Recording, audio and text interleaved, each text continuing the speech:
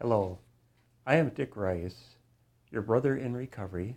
My date of recovery happens to be May 1st, 1979, thank God.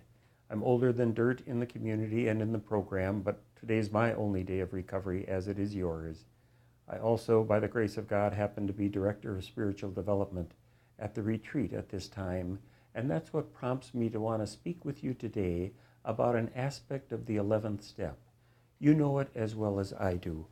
We sought through prayer and meditation to increase our conscious contact with God as we understood God, praying only for knowledge of God's will for us and the power to carry it out. You'll notice that I added that word "we" that so often we kind of leave out when we talk about the steps after the first step. But I'm a firm believer in the fact that the most important word of the 12 steps is that first word, "we." We get there together. We climb the steps together. So I will repeat that word to begin each step that I have the opportunity to be with you. We are now in the world of the Spirit. That started with the 10th step. And our whole task in terms of daily maintenance is from our side to be in conscious contact with the divine. That phrase, conscious contact, is a delicious phrase of Bill W.'s. I'm a student of language originally, maybe you are as well. What I like about that phrase, conscious contact, is it's not knowing touch. I can touch my 12-step book, and that's a knowing touch. But for conscious contact, I have to have you reaching back to me, or the divine reaching back to me. That little prefix, C-O-N, means with. Conscious contact means knowing touch with you, knowing with you, touching with you. And that's what we're attempting to do from our side in terms of prayer and meditation and the 11th step. Conscious contact. I'm someone who likes to go around Christian bookstores and see what's selling these days. I had the opportunity recently, and I just looked at their books on prayer, and I was amazed at the titles that I saw and some of the paragraphs and some of the chapter headings. There were phrases like, prayer is compassion, prayer is revolution, prayer is conversion. And I kind of smirk at all of those, and I say, well, that's one way maybe to seduce me into praying, as though great things are going to happen or as though I'm going to be changed. I'll tell you this right now. I do not pray because dramatic things have happened to me or to the world around me or to those I'm praying for. I finally today simply prayed because I am not God. That's why I prayed.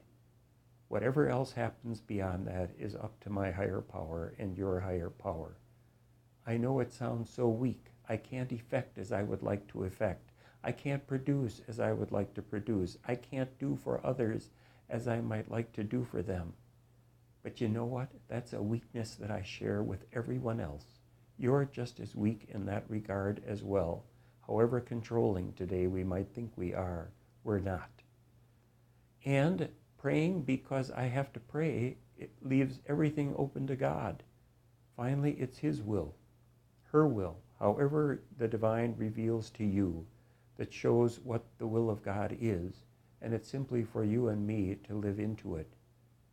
Conscious contact with the divine who will act when and as God chooses to act. When it comes to prayer and meditation, of course, Bill is much more creative than he is around the 10th step. He offers a very thoughtful way of proceeding in the morning. As I begin my day, I look forward to what is coming. That's in the big book, of course, and I find that terrifically helpful.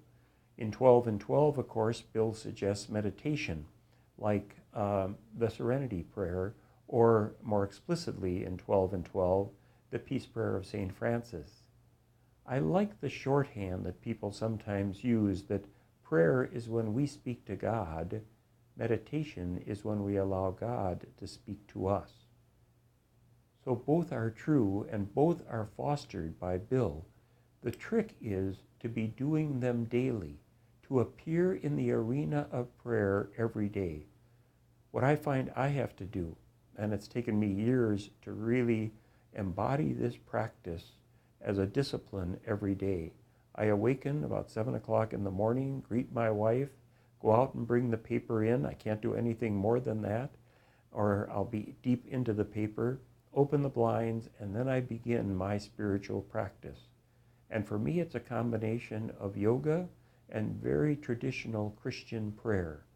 That's what works for me in terms of setting the frame and the matting that the day is yours, the will is yours, and I am just here to be in conscious contact with you, the divine, that I might do your will today and not mine.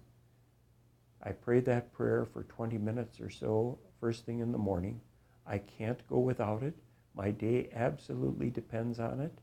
I can never tell myself that I'm too busy or have too much to do or on vacation from that. I've learned that. When I frame and mat my day that way, then remarkable things happen. God seems to be present and in contact with me all the time, usually very quietly, but just indicating to me what the next right thing for me to do is, what the next loving step is for me to take. And all I try to do is to be an instrument in God's hands. It's God who's playing the music. We simply are the oboe or the clarinet or maybe the guitar, playing the instrument, being the instrument that God wants to play in the course of a day, that we can say throughout the day, thy will be done, I have been up to it, may I continue to be up to it. That's what I have found in terms of the 11th step, serves me well, and from my side, keeps me in conscious contact. Thank you very much for joining me, and again, take what's helpful and leave the rest. Thank you.